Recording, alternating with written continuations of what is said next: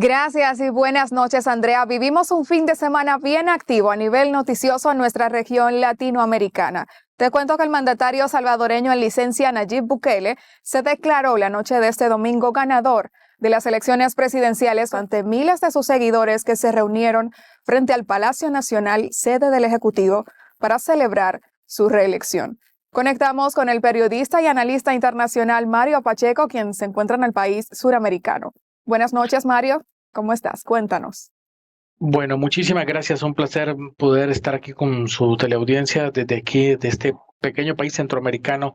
Es un placer también poderme dirigir a ustedes y compartir un poco la experiencia electoral que hemos vivido. Cuéntanos un poco del panorama que se vive luego de estas elecciones. Ya Nayib Bukele se declaró ganador. El Tribunal Supremo Electoral no habría validado los datos, aunque los primeros informes otorgan una gran ventaja a Bukele. Cuéntanos lo que están viviendo allí los salvadoreños. Lo que está pasando en El Salvador es que ayer hubo una elección sin sorpresas, ninguna sorpresa para nadie, ¿no? Se sabía por las encuestas, tanto internas como externas, que el presidente Bukele iba a tener una aplastante victoria con alrededor de 82-85% como lo ha obtenido hasta hoy.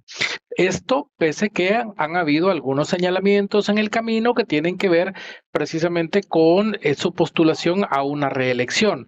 Es decir, hay sectores que señalan que artículos puntuales de la Constitución no permitían la reelección continua, pero esto cambió en el año 2022, cuando la Sala de lo Constitucional de la Corte Suprema de Justicia salvadoreña hizo una interpretación y abría la puerta o permitía que el presidente pudiese buscar una reelección.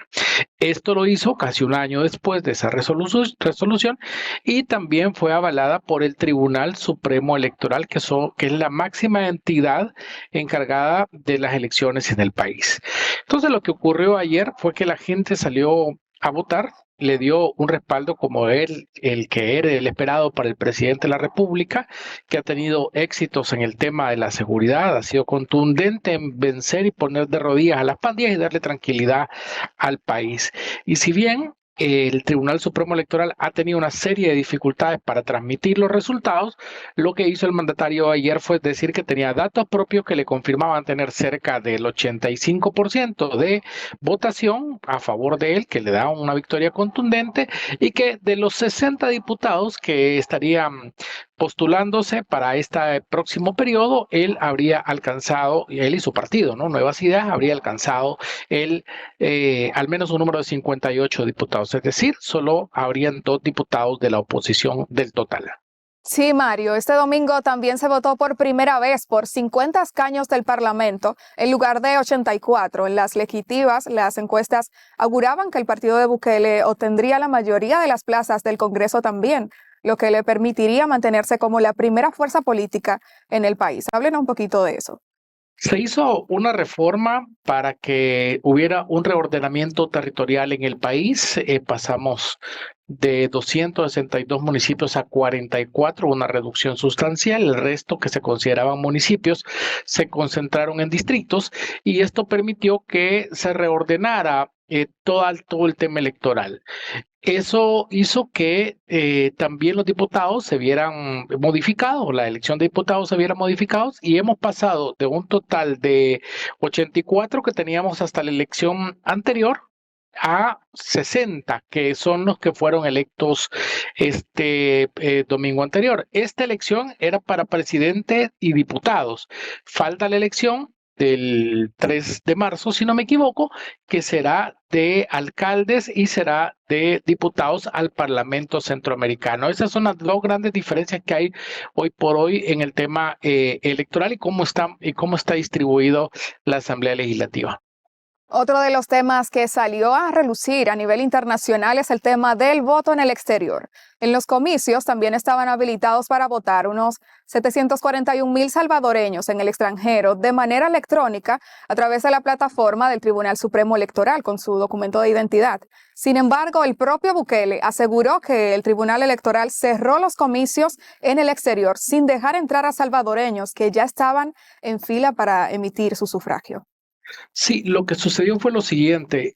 Esta es una primera modalidad que se dio en dos vías. La primera era que tú pudieras hacer un voto remoto desde tu celular, pero esto solo lo podían emitir las personas viviendo en el extranjero con dirección, con documento de identidad personal salvadoreño, con dirección en el extranjero, más no así las que tuvieran aún su documento único de identidad con dirección en El Salvador. Es decir, habían dos formas de hacerlo, ¿no? La que hacía por teléfono es porque tenía la dirección en el extranjero, y la que tenía que ir hasta los consulados para emitir el voto, electrónico siempre, pero en fin, voto, era para las personas que tenían domiciliada aún su residencia en El Salvador.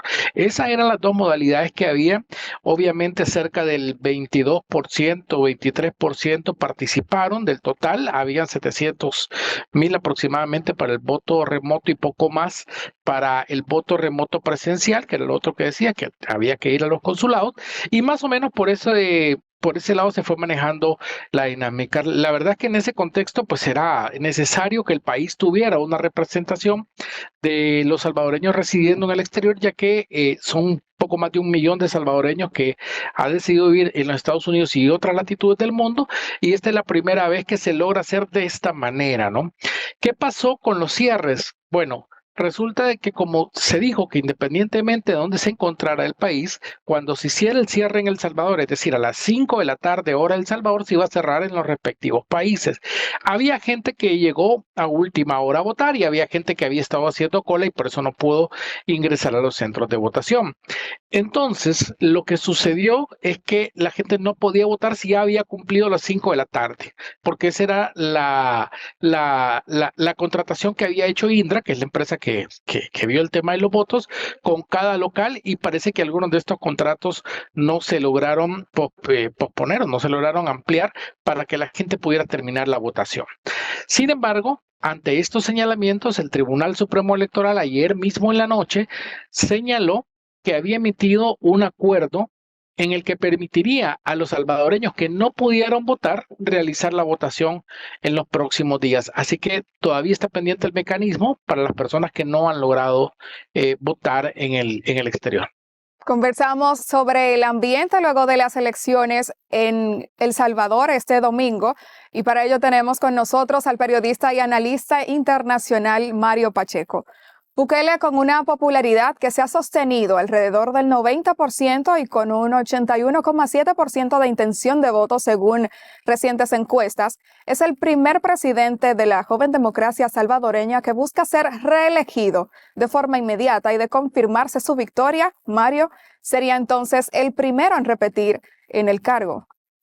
Bueno, en la nueva constitución desde 1983 sí, es el primero. Sin embargo, ya hemos tenido presidentes que intentaron por diferentes medios reelegirse. Uno de ellos fue el general Martínez allá por 1932, y llegar a reelegirse hasta a finales de los 40. Se reeligió una vez y buscó también el respaldo de la Asamblea Legislativa por un segundo mandato que logró. Sin embargo, para ese caso específico, pues fue derrocado también en su momento, y eso provocó su salida del gobierno. En el caso de Bukele no es así. Hoy por hoy goza de un amplio respaldo, la gente ha ido a votar por él a las urnas y se convierte desde la Constitución de 1983 a la fecha, en el primer presidente que busca convertirse en mandatario por un segundo periodo, que algunos señalan que no estaría permitido en El Salvador. Sin embargo, como ya dije, hay una resolución de la Sala de lo Constitucional que permitió esta opción al actual mandatario. Solo quería agregar algo final porque es un dato bien interesante. El sistema de transmisión de datos de los votos falló, y como se provocó un fallo general, hace unos momentos, ya entrada la noche, el Tribunal Supremo Electoral ha decidido hacer nuevamente el conteo abriendo las urnas voto por voto. Eso es lo que ha decidido hoy el Tribunal Supremo Electoral, y de esto podría a lo mejor variar un poco el tema de los diputados, de los votos por los diputados. Sin embargo, al parecer los datos y las cifras están concretas a favor del presidente Bukele, que tendría el poder total y absoluto de El Salvador en todos sus ámbitos políticos sociales. Bueno, ese es el panorama que se vive desde El Salvador. Gracias, Mario, por estar con nosotros estos minutos. Con esta información finalizamos nuestro segmento Las Globales. Andrea, muy buenas noches.